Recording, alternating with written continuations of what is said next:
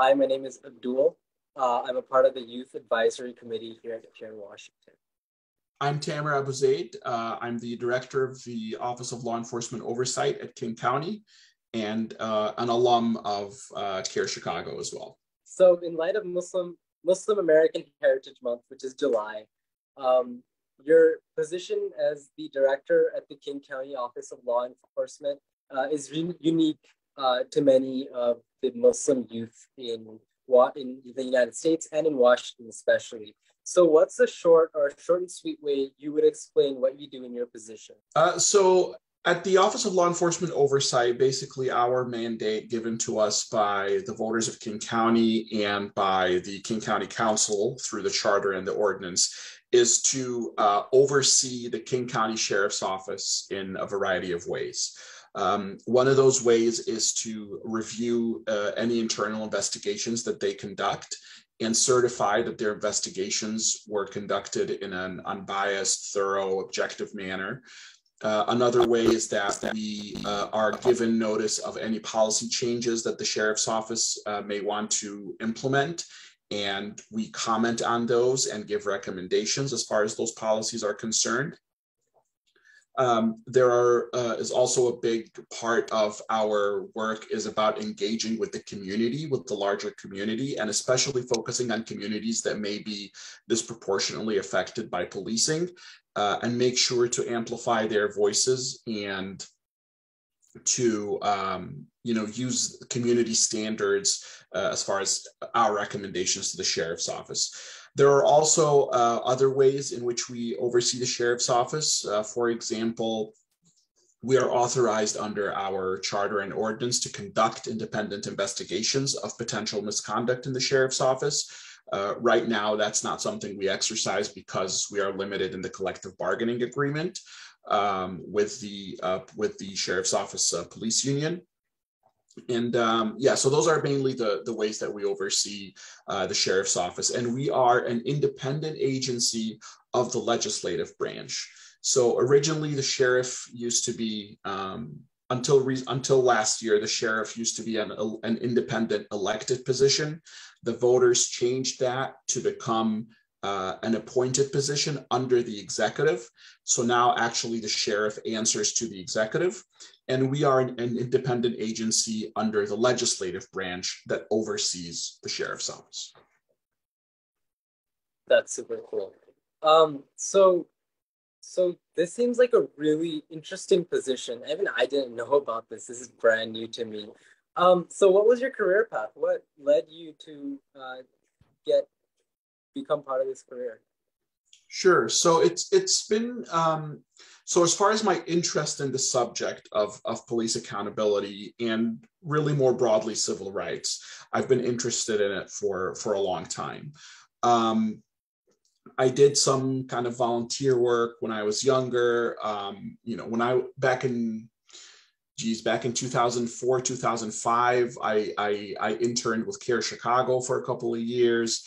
I ended up going to law school, and after graduating, I went to work at a big law firm for about 2 years or under 2 years. Honestly, during that time, my plan was always to go into public service, but I thought, okay, I'm going to go to this big law job. I'm going to make a lot of money. I'm going to pay off my student loans, which, in case you don't know, law school is really expensive. But then after the 2016 election, I realized that there wasn't really much time to waste, and that I wanted to do what I knew I wanted to do, which is public service, more quickly. So I decided to leave my position at the firm. At that time, also I was living in DC, working in DC. My family was in Chicago. My dad was going through some health issues, so I just thought this is the right time for me to make this move. So I left that position. I went back to Chicago, and I worked as an investigator at the Civilian Office of Police Accountability in Chicago.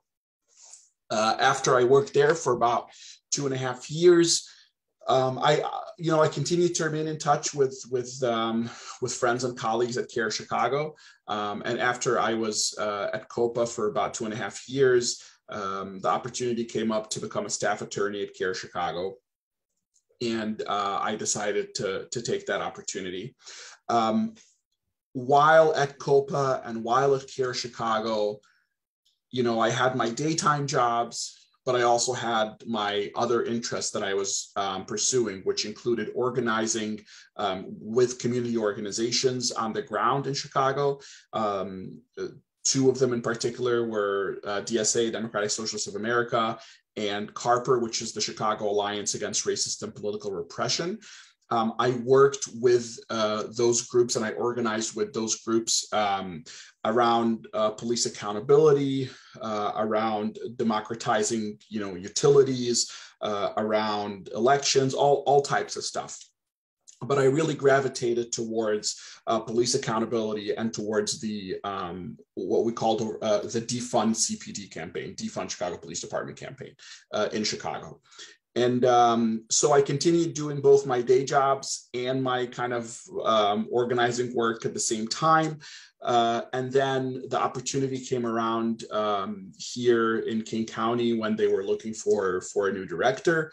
And I felt like it was a long shot, but I decided to put my name in the ring. And I think, speaking with the council, they wanted to sort of take a specific direction. And I think that I was very impressed by the fact that they were willing to take that direction. And so once they offered it to me, I quickly said yes.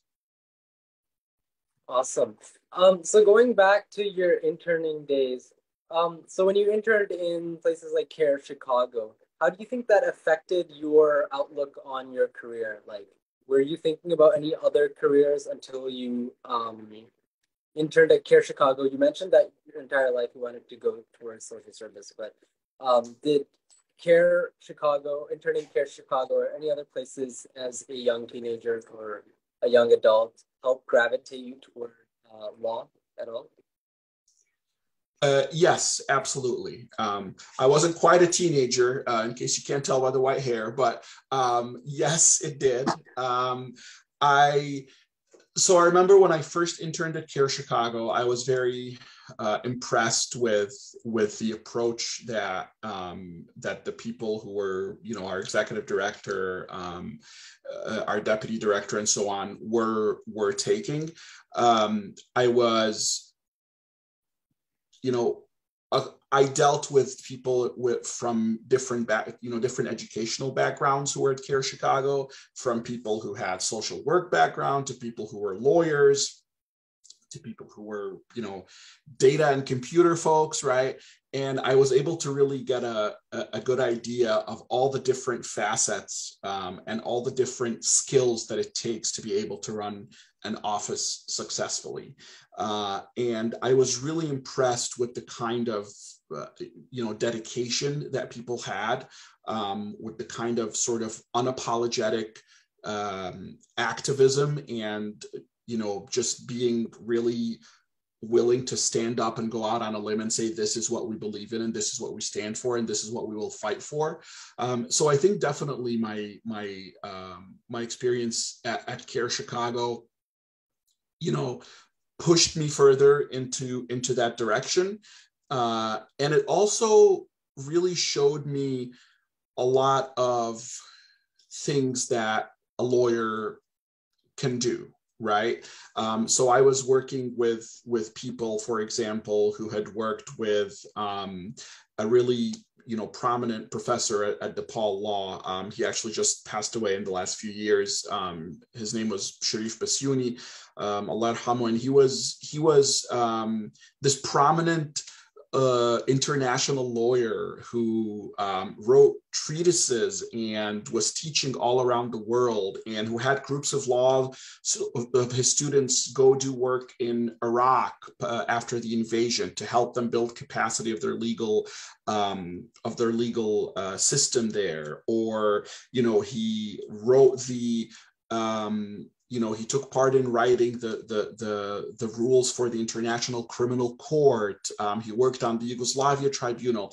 All this stuff And I kind of saw so many people that he had mentored and where they were going and what they were doing. And I thought that they were doing really, beautiful, impressive work that helps so many people.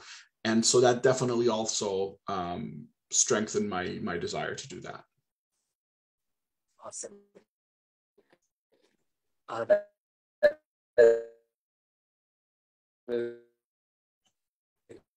Well, I want to read more about me later.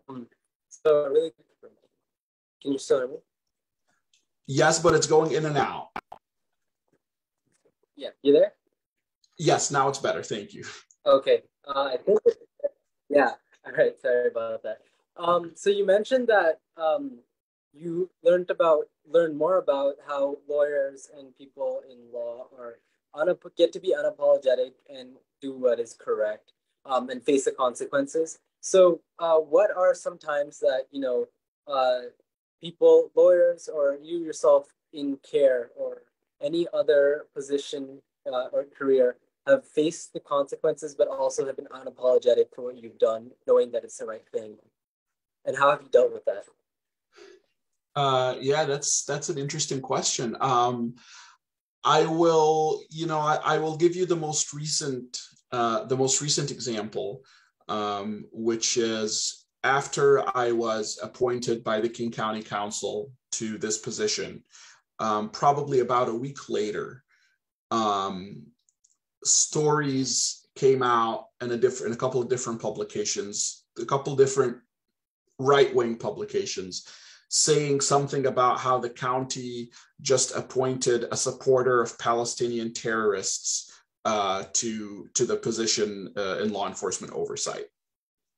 That was sort of the latest example of where they took my previous work at CARE, and of course they had decided their preconceived notions about what CARE is. We know that garbage is out everywhere, and so they decided to say, to call me a supporter of Palestinian terrorists, or whatever the phrasing is they used. And honestly, I was faced with a pretty interesting choice when I saw that, and I didn't know whether that is something that I should respond to, whether I should ignore it completely, whether I should at least acknowledge that I saw it, whether I should sue them for libel, whatever the case is.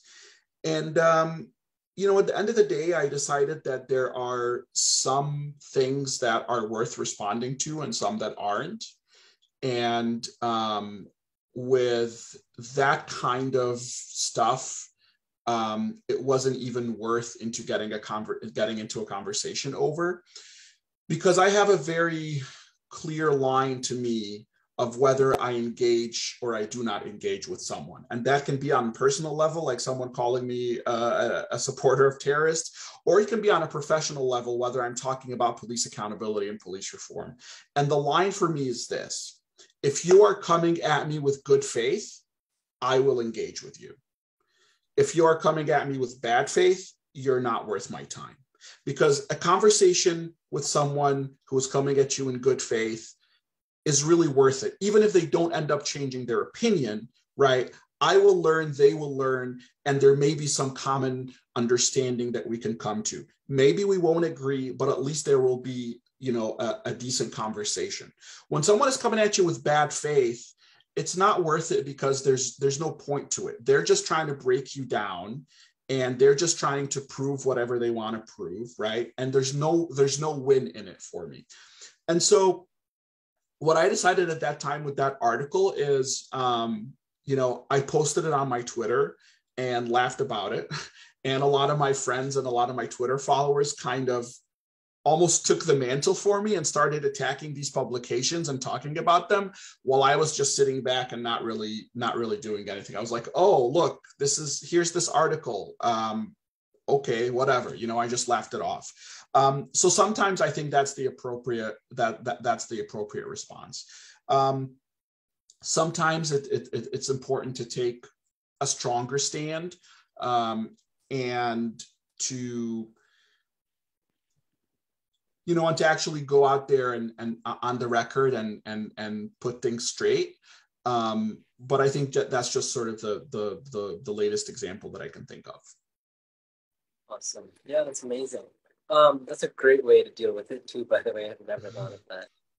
So while we're on this topic, a lot of Muslim youth around the world and a lot of Muslim in Washington State as well go through these kind of issues every single day where people go after them for things that they have they never even partook in, and they have no idea of even.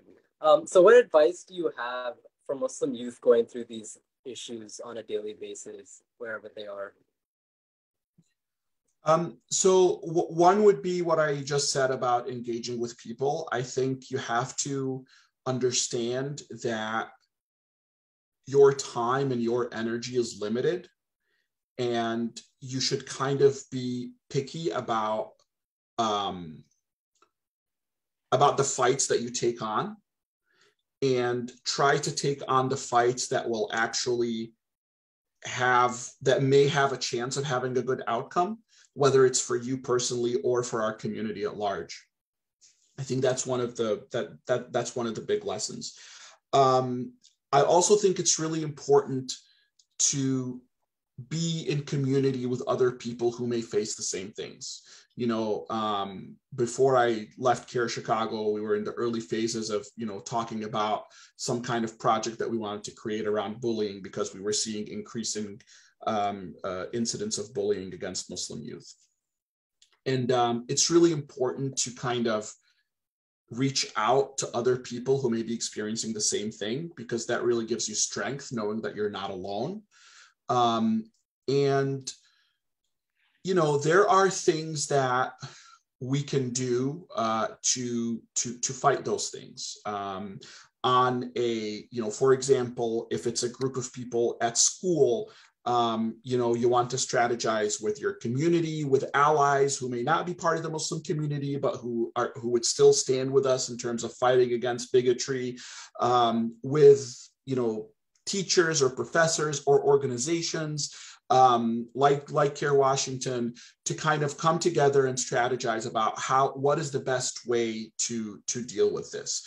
Unfortunately, yes, it kind of takes away it takes away from you being able to just live your life like any other young person. But we're all dealt different hands, and and we kind of have to deal with that. I think it's also important to remember that, if you are Muslim in America, you are in a position of being in the minority, right? Not just in the minority, but in a minority that often gets vilified and attacked by all kinds of people. One of the things that I realized, having been put in that position, is I thought about when I was growing up in Egypt. And when I lived in Egypt and Kuwait until I was 13 years old. I didn't move to the US until I was 13. And I thought of, okay, now let me think of how it was for me. I don't know if you're still there because you're frozen.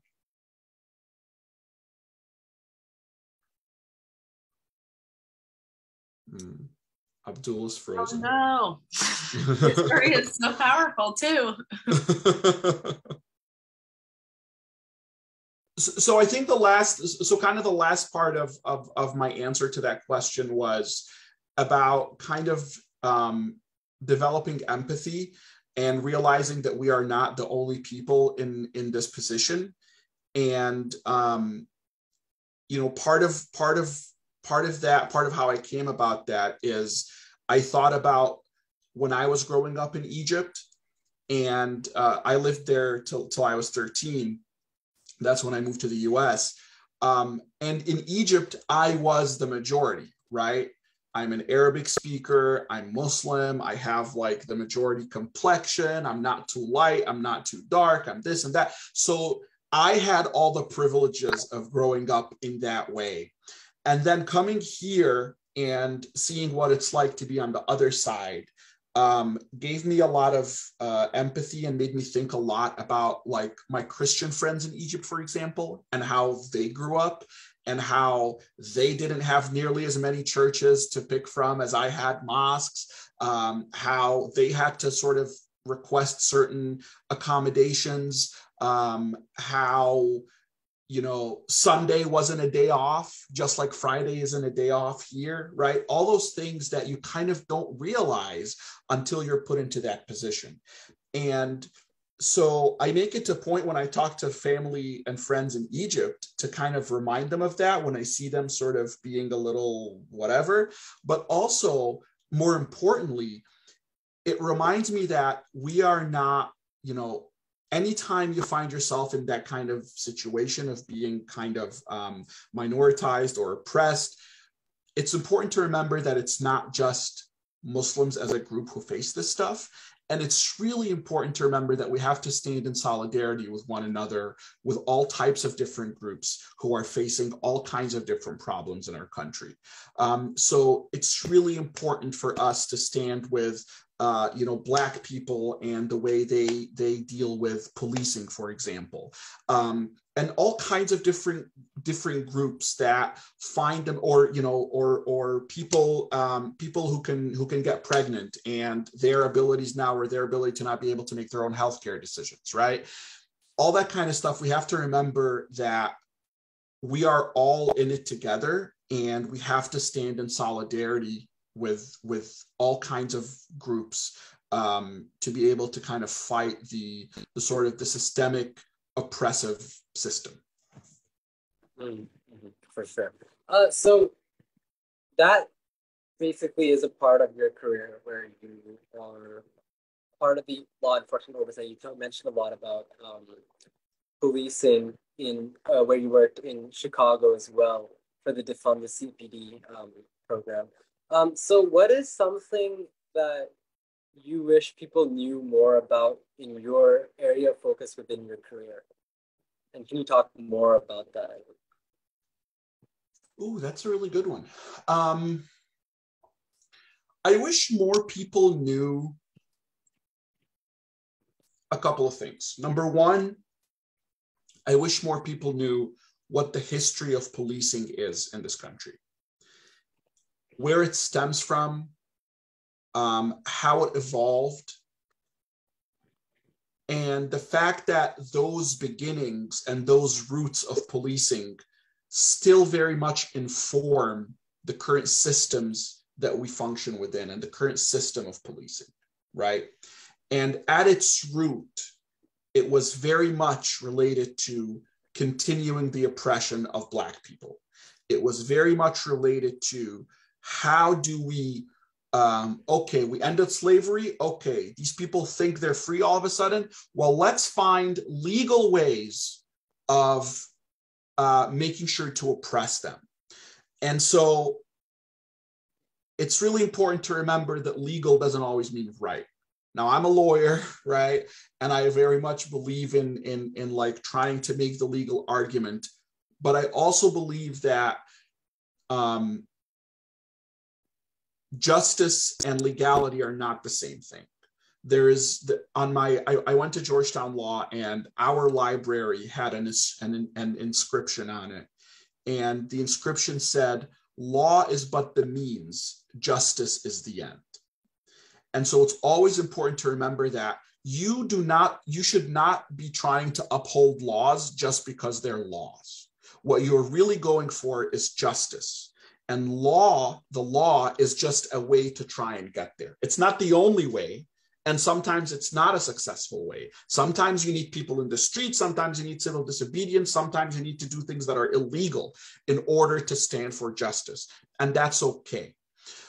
So it's really important to remember like the roots of policing and why just because something is legal or illegal, those are all things that we create. Those are all terms that we create. We decide what a crime is and what a crime isn't, right? We decide that if you steal a Kit Kat bar, we may consider that a crime, but if you steal the wages of someone who works for you, we may consider that to be a civil infraction, and we're only going to go after money, but we're not going to put you in prison. We decide what's criminal or not, and our system is really messed up in terms of prioritizing what is crime and what is not. That's one thing. Another thing is, in addition to kind of studying the history of policing, it's really important to understand that we are talking here about systems. A lot of people take this stuff personally. A lot of people think, oh, you're saying this, that means you must, hate any person who is a cop, and you must do this and you must do that. I always remind people it's about the system. It's not about any one individual, because you could get the best individual and put them in a crappy system, and the results will still be crappy because the system is crappy. So it's really important to remember that we are dealing with things on a systemic level, and that's what we need to change. It's not just, playing whack-a-mole with you did something wrong, you did something wrong, but rather, how do we fix the system as a whole? And that, of course, takes much more than law enforcement, much more than law enforcement oversight. It takes an entire new way of approaching what does it mean to be safe? What does public safety really mean? And until we are willing to have that conversation seriously, and until we are willing to accept the fact that public safety doesn't stem from police, it stems from people being able to have a job, from people being housed, from people having access to healthcare, physical and mental, right? Those are the things that lead to safety. And if we are not taking care of our people in that way, it doesn't matter how many cops you put on the streets, we will not achieve safety. The way to achieve safety is through making sure that people's needs are taken care of. And that is somewhere that I think we fail a lot. I've been really encouraged after moving here to Washington and moving to King County. I've been encouraged by some of the steps that the county seems to be willing to take in terms of tackling some of those things. But of course, we have a very long way to go. Okay, so that's really, again, interesting. Like every single statement of yours basically tonight is so interesting. I've learned so much. So you mentioned that King County is making steps toward, bringing all those, you could say equity, would that be the right word, to the justice system and to civil rights here in Washington State, or King County in specific. You also mentioned that they're taking steps, but they're not there yet. You've also been in other communities around the United States. How do you think those steps are being taken, and do you think how dangerous do you think it's getting for communities that aren't taking those steps yet? That's a really good question. So, the other community that I would be most familiar with is Chicago, obviously, because that's where I spent most of my time. And Chicago has not been willing to take some of the steps to address root causes as King County has. And people try to play politics a lot when, for example, someone gets shot, or when carjackings go up, or whatever the case is. And people like to play a lot of politics with it, just to kind of push their agendas. And it's really sad because it ends up just letting the situation deteriorate more and more. At the beginning of the pandemic,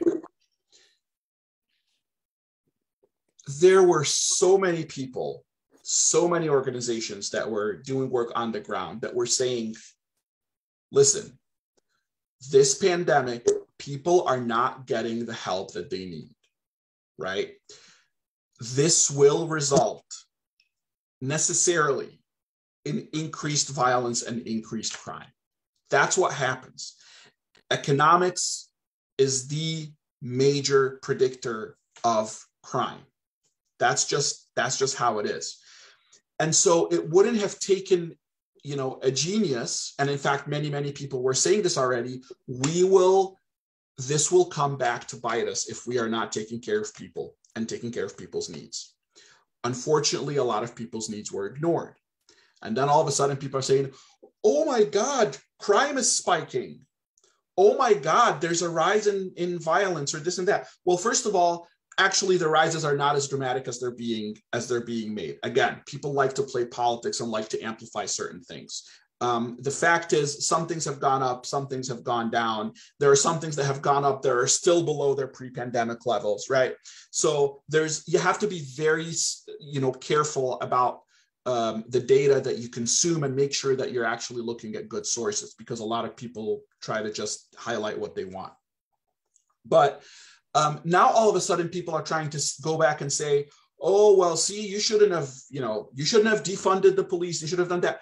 Nobody defunded the police, right? We're seeing these rises not because anyone defunded the police, but because we are not taking care of people. We are seeing rise, for example, people who are homeless. Like, how do you, I dealt with a group called the Chicago 400 when I was in Chicago. I organized with them. And guess what? They were people who had gotten out of prison and who were literally being made homeless because of our laws, because they had a home to go back to, but we had laws about, registering as a criminal or registering as a sex offender, all those things. And so they couldn't go back and live in their home anymore, and they couldn't afford another home. And they were required to register on a weekly basis with the Chicago Police Department, but then they didn't have an address to give them. Right? And so our laws were literally forcing people into homelessness. And that is often what happens because when we look at our criminal legal system, we are prioritizing punishment as opposed to prioritizing rehabilitation. And when you prioritize punishment, you end up taking someone who may have committed even a non-serious crime, but you make their life so difficult that you give them no other choice but to go and have to commit more crime, right? At the end of the day, if you are hungry and you're about to starve, I cannot fault you for stealing food. Like, I just can't, right? If your kids are going to go hungry, I can't fault you for doing anything to try and make some money so that you can feed them or so that you can get them something to wear when they go to school, right? So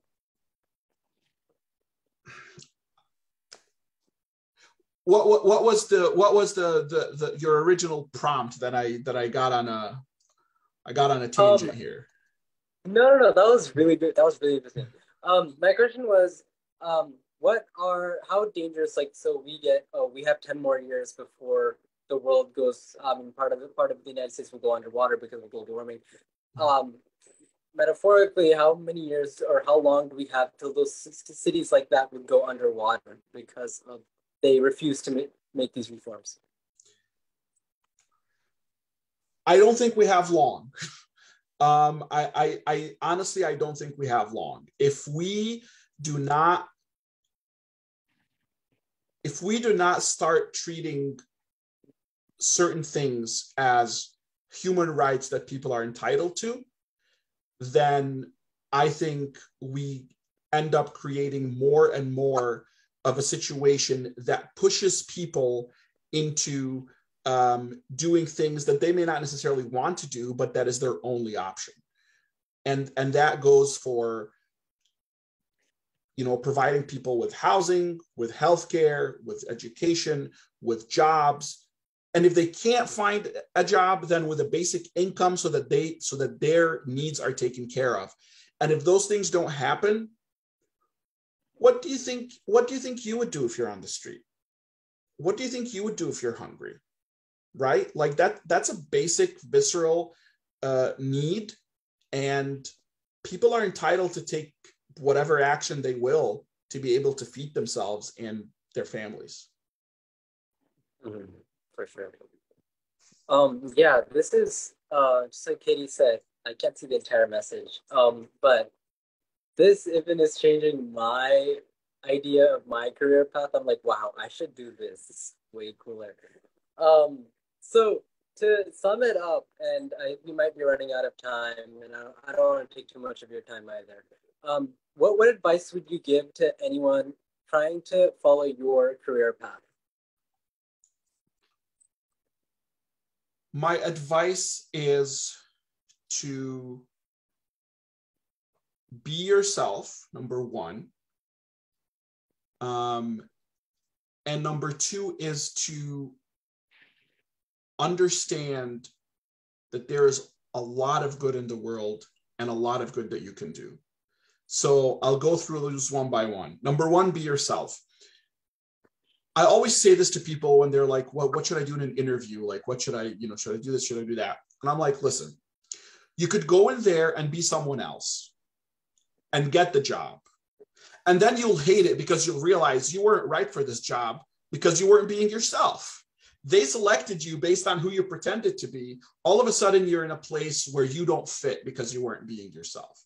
So it's better to be yourself and get whatever, like be yourself in your career and make sure that you're showing your true self, because that is how you will end up in places that, number one, appreciate you, and number two, where you can actually take actions to do something that's good. While I was interviewing for my position, I was very clear about who I am, about what I believed about the prison industrial complex, about what I believed about police funding. And some people told me, what, are you stupid? No one's going to hire you when you say that stuff, right? But I was like, okay, but I want to be able to actually do something good if I get hired. And so I have to let them know that this is who I am. This is what I believe. That way, if they hire me, I can say, oh, so they're actually willing to take action with me here, right? They're willing to stand by me. So that's the number one thing. Number two is sometimes we get stuck, and I'm as guilty of this as anyone. Sometimes we get stuck in the doom and gloom. But it's really important to remember that there are a lot of people out there doing a lot of good work, and there's a lot of opportunities for us to do good work. One of my favorite people who I, read and like follow on Twitter and stuff is Mariame Kaba, who is a big abolitionist scholar. And, one of her phrases that always stick with me is hope is a discipline, right? Hope is not kind of like daydreaming and wishy-washing and thinking like, oh, I hope this happens, I hope that happens. Sometimes it's hard to be hopeful, and hope is a discipline, as in you have to wake up every day and make the decision to be hopeful and make the decision to do even one small little thing that makes one small little positive difference in someone's life. And you're able to do that, but you have to work at it. It's not a matter of wishful thinking. It's a matter of being disciplined enough to every day see the odds that may be against you and see how the world has a lot of bad things in it, but also see that there are actions you can take and there are things you can do to make it better. So powerful. That's amazing. Thank you so much for sharing that. Perfect. Thank you so much. This was, wow, mind-bogglingly awesome. I learned so much. I don't know, I came here to interview you, but I'm the one that's learning over here. There's so much I'm so proud of you. Thank you so much for being here, for helping work for us and helping make change. There's a lot of change that can be done, and thank you for being there. It's my pleasure. I thought you had really good questions, so thank you. Yeah. I would love to go on for hours, but we are constrained by time. There's so much to talk about. Absolutely, my pleasure. And you have my email, so feel free to reach out if you have any questions or anything like that. As you can tell, I like the sound of my voice, so I'm willing to talk more.